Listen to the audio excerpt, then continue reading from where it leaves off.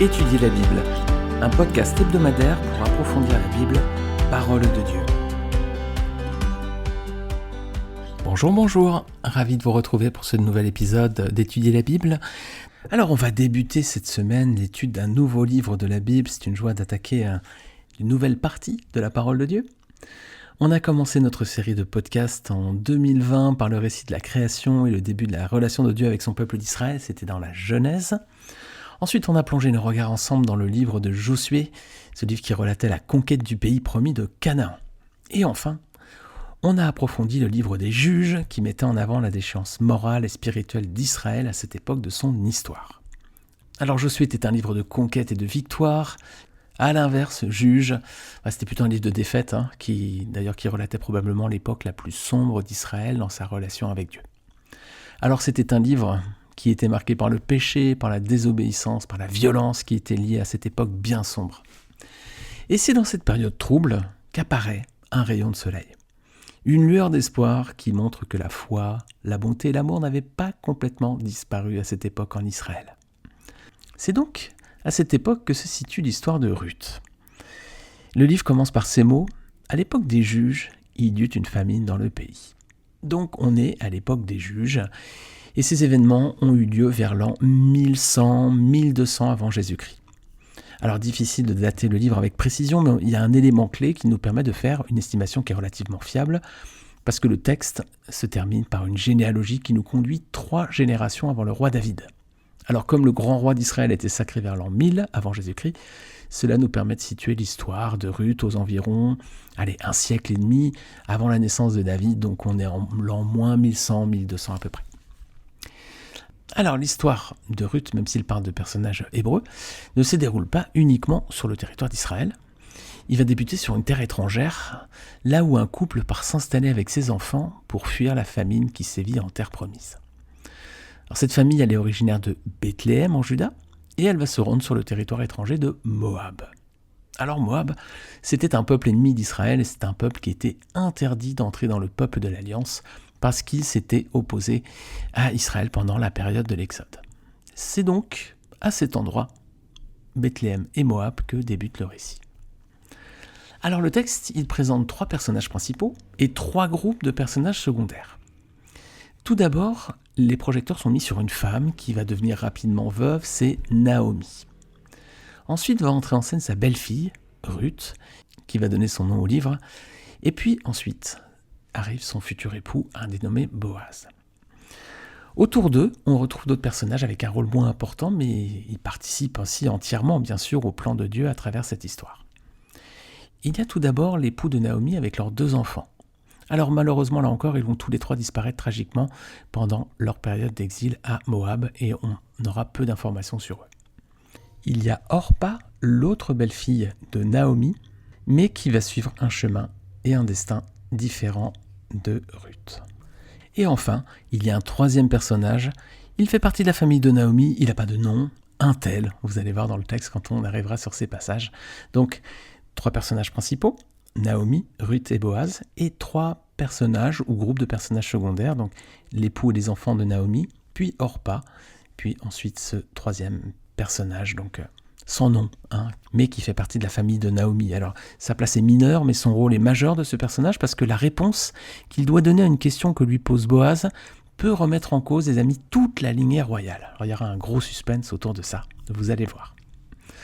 Alors, c'est important de mentionner que Ruth fait partie des 2 seuls livres de la Bible qui portent le nom d'une femme. Voilà, il y a Ruth et il y a Esther. Alors, c'est une similitude entre les 2, mais il y a aussi une différence, c'est que Esther est une juive qui va épouser un païen, alors que Ruth est une païenne qui va épouser un juif. Voilà, c'est 2 histoires qui sont finalement un petit peu opposées dans leur construction finalement. Alors comment s'inscrit le livre de Ruth dans le plan de Dieu à travers sa relation avec Israël et la venue du Messie promis de Jésus-Christ, bien sûr. Il se situe donc à l'époque des Juges, c'est cette phase de transition après la période des patriarches et avant la mise en place de la royauté en Israël. Alors c'était une période charnière, troublée, qui préparait une nouvelle page de l'histoire du peuple d'Israël. Et à l'époque des Juges, vous connaissez ce refrain, il n'y avait pas de Dieu en Israël, chacun faisait ce qu'il voulait.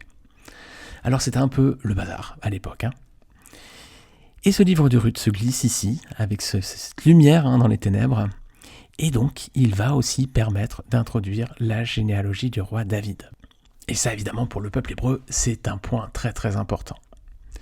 Mais au-delà, les amis, au-delà de l'Ancien Testament, on peut regarder jusqu'au Nouveau Testament, parce que ce livre va également montrer, pour nous chrétiens, comment Dieu mettait en place son plan de rédemption universelle à travers l'union d'un Israélite, Boaz, avec une païenne, Ruth. Alors c'est un livre magnifique, qui est donc une parenthèse lumineuse, dans une période de ténèbres, je le répète, mais c'est tellement ça. Et puis ce livre, il montre comment le Seigneur reste maître en toutes circonstances, comment Dieu transforme le malheur en bonheur, les larmes en joie, le désespoir en espoir. Alors ce livre, vous allez voir, c'est l'un des récits les plus magnifiques jamais écrits dans toute l'histoire. C'est un véritable chef-d'œuvre littéraire qui fait l'unanimité même parmi les lecteurs non-croyants. D'ailleurs, on raconte que Benjamin Franklin, qui était un président américain, avant d'être président, il était ambassadeur des États-Unis à Paris. Et il avait l'habitude de fréquenter un cercle littéraire. Alors c'était des hommes lettrés bien sûr, mais ils n'étaient pas religieux. Et puis un jour, Benjamin Franklin leur a lu ce livre, le livre de Ruth, sans mentionner qu'il était tiré de la Bible. Et là, les amis, réaction enthousiaste des auditeurs qui ont trouvé que ce texte était une œuvre remarquable et qui voulaient absolument tout savoir sur ce livre, pensant qu'il venait d'être écrit récemment par un auteur contemporain. Imaginez leur tête lorsque Benjamin Franklin leur a annoncé que c'était un texte issu de la Bible. Ils ont été bien surpris et amèrement, semble-t-il. Parce que c'était des gens visiblement qui n'aimaient pas du tout la parole de Dieu.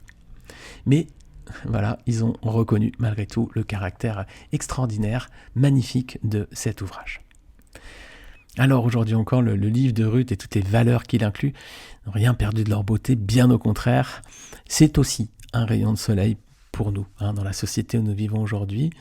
Ce livre brille par sa pureté, par la beauté de la relation entre ces trois personnes, Ruth, sa belle-mère Naomi et Boaz. Je pense, les amis, sincèrement, que c'est un livre qui devrait être lu dans toutes les écoles aujourd'hui, du primaire jusqu'à l'enseignement supérieur. Je me suis révolté tellement de fois quand j'ai regardé les lectures que les professeurs donnaient à mes enfants. Parce que c'est bien de dire les grands auteurs français ou étrangers, bien sûr c'est bien, mais ils ont un sens de la morale qui est souvent bien éloigné de la Bible. Je me rappelle que la professeure de français de ma fille lui avait donné à lire un livre, c'était un roman d'une auteure moderne bien connue, elle est très connue. J'avais parcouru quelques pages et j'étais tombé sur une partie du texte mais qui était clairement à caractère pornographique. Et voilà, je ne vous cite pas les détails. Mais les amis, plutôt que de donner ce genre de littérature à des enfants au collège, le ministère de l'Éducation nationale ferait mieux d'inclure au programme un ouvrage comme celui de Ruth. La pureté qui se dégage au fil des pages, ce serait un bien meilleur guide pour l'éveil amoureux de nos adolescents, plutôt que des romans où se mêlent l'adultère, une sexualité détraquée et autres mauvaises pratiques qu'on peut voir dans le monde d'aujourd'hui. Alors je ne veux pas paraître archaïque ni censeur, mais je suis persuadé que la lecture a un impact fort sur notre façon de vivre et de voir le monde. Et dans ce cas, les amis, il vaut mieux donner de bons exemples à nos enfants plutôt que de mauvais repères. Alors ce livre de Ruth, il aurait d'autant plus sa place dans les écoles que le volume de pages ne devrait pas effrayer les jeunes lecteurs. Le livre de Ruth, c'est 4 paragraphes. Alors c'est un récit court, je l'ai relu donc récemment pour préparer cette introduction et je l'ai lu en moins de 30 minutes. Alors, c'est tout à fait accessible. Pour les plus jeunes, parfois ils n'aiment pas trop lire, mais là 4 paragraphes, honnêtement une demi-heure de lecture, c'est facile. Alors toutefois, il ne faut pas réserver sa lecture aux plus jeunes. Tout à chacun aujourd'hui devrait le lire au moins une fois en entier. Ce sera l'occasion d'y trouver vraiment de très très beaux et profonds enseignements. D'ailleurs, peut-être que Dieu a prévu ce court format 4 paragraphes pour que ce texte soit finalement à la portée de tous, peut-être. En tout cas, je conseille toujours à chacun de lire au moins une fois la Bible en entier, de Genèse jusqu'à l'Apocalypse, qu'on soit chrétien ou non chrétien d'ailleurs, parce que on vit aujourd'hui dans une civilisation qui s'est construite sur une base judéo-chrétienne, donc c'est important quand même qu'on connaisse le socle sur lequel repose notre société d'aujourd'hui. Donc je conseille toujours de lire au moins une fois la Bible en entier, de Genèse jusqu'à l'Apocalypse, parce qu'en plus c'est mieux, quand on lit la parole de Dieu, d'avoir une connaissance complète du texte sacré, dans l'ordre où il est composé, finalement il est mis entre nos mains dans la Bible, plutôt qu'aller chercher des versets un peu à droite à gauche. Cette lecture des textes dans l'ordre, ça permet donc d'avoir aussi une compréhension claire du plan de Dieu à travers sa parole. Alors si vous faites, hélas les amis, partie de ceux qui ont du mal à lire des livres en entier, notamment la Bible, je vous invite malgré tout à vous plonger dans la lecture de celui de Ruth. Prenez une demi-heure avant de vous endormir un soir, plongez-vous dans ce texte merveilleux, et au fil des pages, vous allez avoir un exemple magnifique de la façon dont nous devrions tous nous comporter, c'est-à-dire avec respect, foi et amour. D'ailleurs, ces 3 mots, respect, foi et amour, ça pourrait être les mots qui résument le mieux ce livre, qui est petit par la taille, mais qui est tellement grand par les leçons morales et spirituelles que nous pouvons en tirer. Eh bien, c'est ce que je vous propose de regarder ensemble, les amis, durant nos prochaines études. Et bien, on va débuter sans attendre la semaine prochaine avec un voyage qui va nous conduire de Moab à Bethléem. C'est un périple qui va nous permettre de faire la connaissance notamment donc de Ruth et de sa belle-mère Naomi. Les amis, j'ai hâte de commencer cette étude la semaine prochaine avec vous. En attendant, je vous souhaite une bonne semaine sous le regard, la protection, l'amour de notre Seigneur Jésus-Christ. Plongez vos regards dans le livre de Ruth. Prenez une demi-heure avant de vous coucher, peut-être un soir. Lisez ce livre. Je pense que vous allez faire des beaux rêves ensuite. Voilà. Très bonne semaine à tous. Que le Seigneur vous bénisse. À très vite.